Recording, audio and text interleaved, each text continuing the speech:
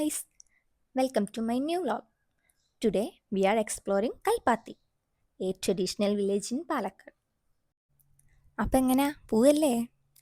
നമ്മൾ രാവിലെ നേരത്തെ എണീറ്റുണ്ട്. 3 മണിക്ക് എണീറ്റു. 4 മണിക്കാണ് ട്രെയിനിലാണ് പോകുന്നത്. Kuttippuram to Palakkad junction. അങ്ങനെയാണ് 2 മണിക്കൂർ ട്രാവൽ ഉണ്ട്.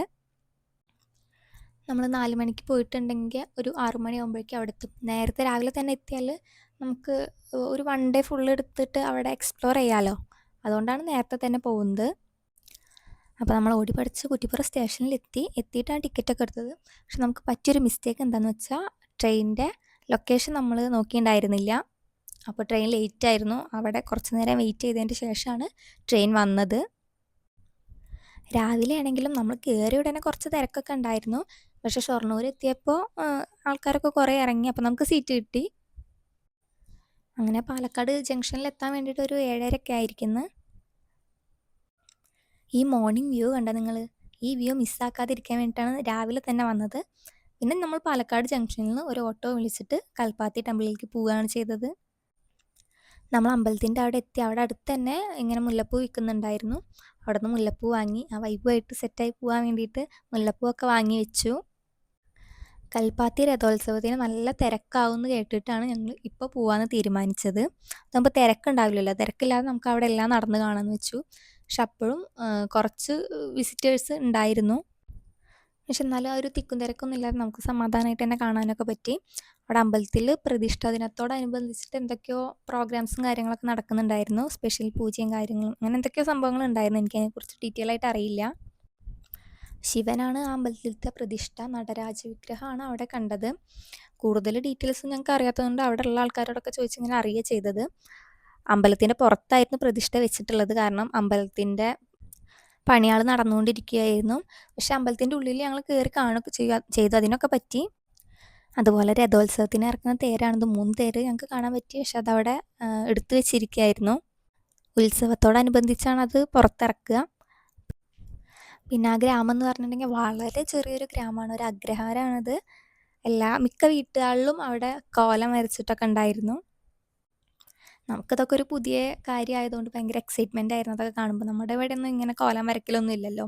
അങ്ങനെ രാവിലെ എത്തിയതുകൊണ്ട് തന്നെ കുറേ പാട്ടിമാരൊക്കെ കോലം വരയ്ക്കുന്നതൊക്കെ കാണാനൊക്കെ പറ്റി. പക്ഷെ വീഡിയോ എടുത്തിട്ടുണ്ടായിരുന്നില്ല. പിന്നെ അമ്പലത്തിലൊക്കെ തൊഴുത് വന്നതിന് ശേഷം നമുക്ക് കുറേ ടൈം ഉള്ളതുകൊണ്ട് റീൽ എടുക്കാമെന്ന് വിചാരിച്ചു. അതിന് മുന്നേ നമ്മൾ ഫുഡ് കഴിക്കാൻ പോയിട്ടുണ്ടായിരുന്നു. ഫുഡ് കഴിക്കുന്നതിന് മുന്നേ അവിടെ ഒരമ്പലത്തിലല്ല നമ്മൾ പോയത്. അവിടെ അടുത്തടുത്ത് തന്നെ ഒരു 2-3 അമ്പലങ്ങളുണ്ടായിരുന്നു. ആ അമ്പലങ്ങളിലൊക്കെ നമ്മൾ കയറിയിട്ടുണ്ടായിരുന്നു. പിന്നെ ബ്രേക്ക്ഫാസ്റ്റ് കഴിക്കാൻ നമ്മൾ ഈ ലക്ഷ്മി കോഫി ടീ സ്റ്റാളിലാണ് കയറിയിട്ടുണ്ടായിരുന്നത്. ഇഡ്ഡലി, വട, സാമ്പാർ, ചട്നി, പിന്നെ ഒരു പൊടി ചമ്മന്തി അതുണ്ടായിരുന്നു. പിന്നെ നമുക്ക് ഈ ഫുഡ് ഇലയിലായിരുന്നു. നമ്മളുടെ ഇവിടെയൊക്കെ പ്ലേറ്റിലൊക്കെ അല്ലേ കൊടുക്കുക. പക്ഷെ അവിടെ ഇലയിലാണ്. പിന്നെ അത് മാത്രമല്ല, ഒരു അതിശയമായിട്ട് തോന്നിയത് സ്ലേറ്റിലാണ് അവരിപ്പോഴും കാൽക്കുലേഷൻസ് ഒക്കെ ചെയ്യുന്നത്. നമ്മുടെ നാട്ടിലൊക്കെ ഇപ്പോഴും കാൽക്കുലേറ്ററൊക്കെ യൂസ് ചെയ്തിട്ടാണല്ലോ കണക്ക് കൂട്ടുന്നതും. അവിടെ പഴയ ഒരു മോഡലിൽ തന്നെയാണ് സ്ലേറ്റ് യൂസ് ചെയ്തിട്ടാണ് കാൽക്കുലേറ്റ് ചെയ്യുന്നത്. പിന്നെ നമ്മൾ ഫുഡൊക്കെ കഴിച്ച് ക്യാഷൊക്കെ കൊടുത്ത് പുറത്തിറങ്ങി. അവിടെ ഇങ്ങനെ കുറച്ച് വിഗ്രഹങ്ങൾ കണ്ടു, കുറച്ച് രൂപങ്ങൾ. ഇത് അവരുടെ എന്തിന് യൂസ് ചെയ്യുന്നതാണെന്ന് എനിക്ക് അറിഞ്ഞൂടാ. ചിലപ്പോൾ ഉത്സവത്തിനൊക്കെ യൂസ് ചെയ്യുന്നതായിരിക്കും. അതാരോട് ചോദിക്കും ഞങ്ങൾ ചെയ്തില്ല. പിന്നെ നമുക്ക് വേറെ പരിപാടിയൊന്നും ഇല്ലാത്തതുകൊണ്ട് എല്ലാം ചുറ്റി കാണാൻ ഇറങ്ങി. അതിൻ്റെ ഇടയ്ക്ക് കുറച്ച് ഫോട്ടോഷൂട്ടും അതുപോലെ കുറച്ച് റീൽ എടുക്കുകയൊക്കെ ചെയ്തിട്ടുണ്ട്. ആ വില്ലേജ് ഫുള്ള് നടന്ന് റീൽ എടുക്കൽ തന്നെയായിരുന്നു ഞങ്ങളുടെ മെയിൻ പരിപാടി. അങ്ങനെ എല്ലാവരും ചുറ്റി കാണുന്നതിൻ്റെ ഇടയ്ക്കാണ് ആ വില്ലേജിലുള്ള ബാങ്ക് ഞങ്ങൾ ശ്രദ്ധിച്ചത്.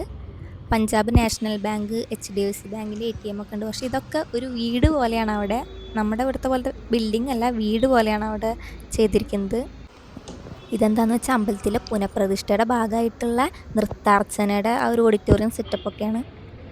ഇതവിടുത്തെ പോസ്റ്റ് ഓഫീസാണ്. ആ ഒരു വില്ലേജ് വൈബുള്ള ഒരു പോസ്റ്റ് ഓഫീസ് തന്നെയാണ്. കാണാൻ നല്ല രസമുണ്ടായിരുന്നു. ഇവിടുത്തെ ഒരുവിധ ഓഫീസുകളും ഇതുപോലെ വീട് മോഡൽ തന്നെയാണ് ഉണ്ടാവുക.